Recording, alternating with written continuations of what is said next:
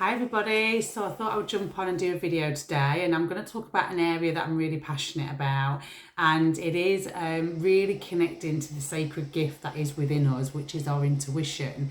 And me following my intuition has been a game changer because it has literally changed my life around. I'll introduce myself. My name's Syra. I'm a doula healer tarot reader. I launched my business last year, My High Priestess, and me connecting to my intuition was literally, oh God, it really was just such a catalyst for me, literally doing a 180 and improving my life in so many areas.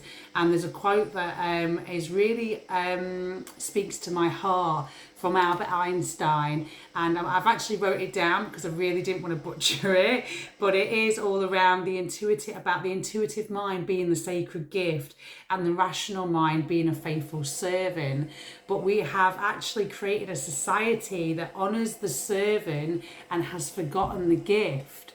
And it's such a powerful quote from Albert Einstein because we really have forgotten the true innate gift that is within us, which we were born with, our intuition. And as a doula, I really bring forward and emphasize with my clients how important it is for them to connect to their intuition at this time, because their intuition and their maternal instincts, that mother's intuition, it's heightened so much during pregnancy and beyond. But how do you really cultivate a practice that's going to help you build on your intuition? It doesn't happen overnight if you've been, allowing the faithful servant to be running the show and you've forgotten the gift. So for me, it's like going to the gym. You can't just build muscle straight away. It takes time. Like, you have to go. It's like you're going to build muscle, but you're building your intuitive muscle, and it will take a little bit of time. But the more you keep doing it, the more you're going to trust that part of you. And what is intuition? It's a part of you that is just innate within you.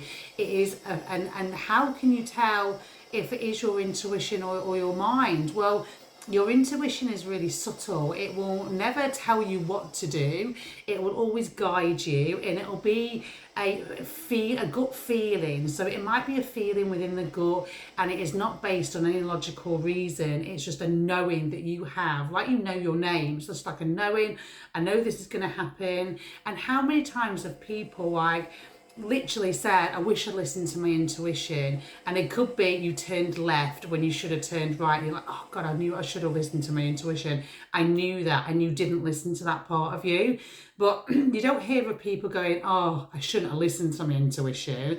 Like, I've never said that, and I've never heard anyone else say that I should never have listened to my intuition. We always say the opposite. Oh, I should have listened to my intuition. And for me, it's always like a feeling first, really getting in tune with what you're feeling. Like, if you're when you're hungry, you feel hungry first. Like, when you're full, you feel full first. Then the mind comes in and the thoughts like, oh, I'm full. It's the same when you feel tired. You might feel tired, and then oh yeah, I'm tired. But you feel it all first. So it's really tuning into those feelings within you.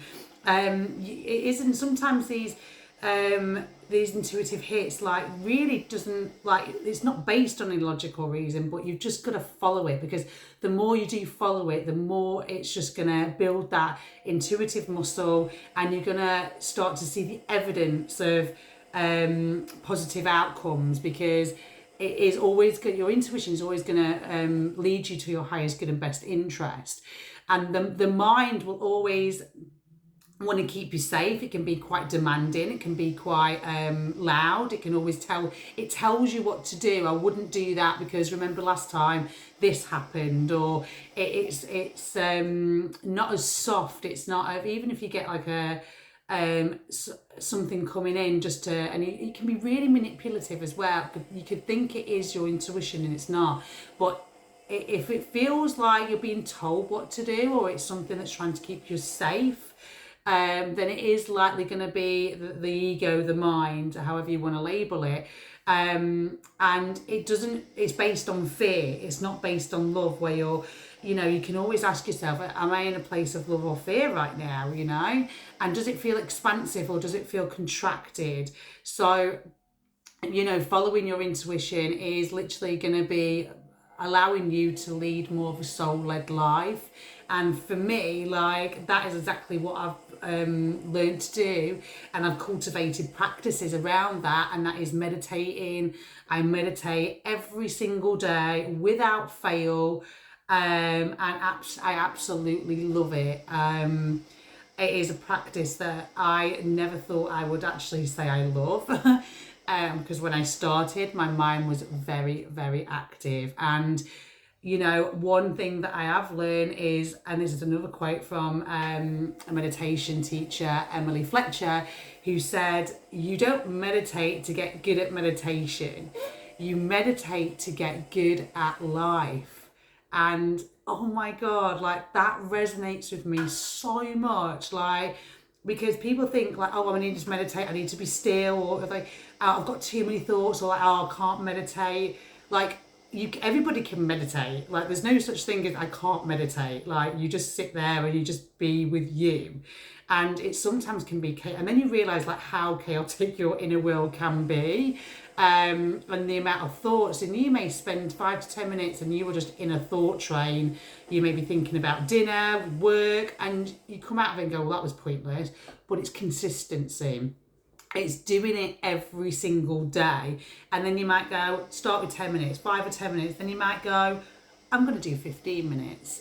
And then every single time you do it, you just find that you are able to be the observer more of the thoughts that are going on, and you just practice coming back to present moment.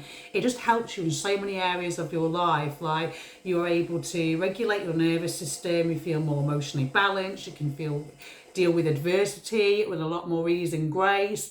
And it really just allows you to have that time with yourself. Like, how much time do you give yourself? And so for me, meditation has been absolutely amazing, and I love it. I mean, now when my meditation alarm finishes, I'm at 25 minutes or 30 minutes. I'm like, oh, it's finished. I never thought I would ever say that, to be honest. But it has been hands down a game changer. Journaling has been another thing that has been massive for me. Every single day I journal, and I'm always asking, how am I feeling today? I write it all down, and whatever comes up, comes up. Like, some days I'm like, I feel really flat today. Some days I'm like, I feel really great today. And then I've been in gratitude, and it's just journaling just allows you to declutter what's going on in the mind. It's like, a brain dump, basically. It's like the brain, that you're putting all the information into another area. So you really are decluttering the mind. So, and it also allows the mind to go really quiet, and it allows higher self, your soul, your intuition to really just flow through any wisdom that wants to come through. And you can actually do a practice of, what does my higher self, what does my soul want to let me, want me to know today? And you can just write that down. And every time you practice that and allow what comes through without judgment, without being like saying, oh God, what is this? Just allow it to come through. You'll get some inspiration, some messages. Like for today, when I asked higher self what I needed to know today, I got the message of rest and recharge. Like, I'm doing a big event tomorrow, showcasing my business, and it's the Wise Woman summit event that I'm being asked to be a part of, which is amazing. And I'm doing a bit of energy work as well, but I'm being asked to rest because it's a long day. And so I'm being asked to like rest and recharge because tomorrow's going to be a big day. So that's what I'm going to do today. I'm going to go down to the beach and just do some self-care and not do anything, like no gym today, no strength training, just really rest, ready for tomorrow. So journaling and meditation are going to be really helpful.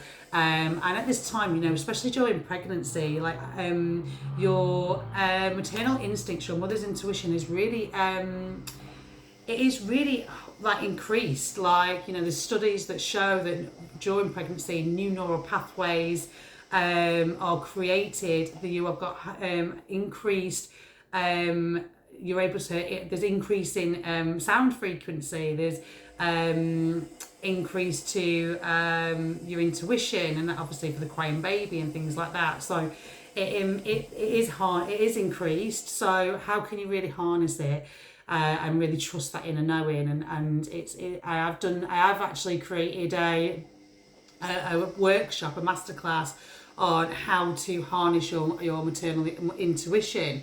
So if anybody would like a copy of that, please do reach out, and I can send that over to you for an exchange of 1111. Yeah, that is the message that I wanted to come through today. Just really focus on trusting your intuition. It is really going to be a game changer for you, and know that it will always lead you to your highest good and best interest.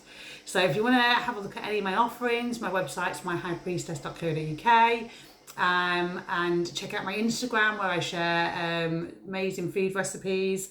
I'm actually juicing at the moment.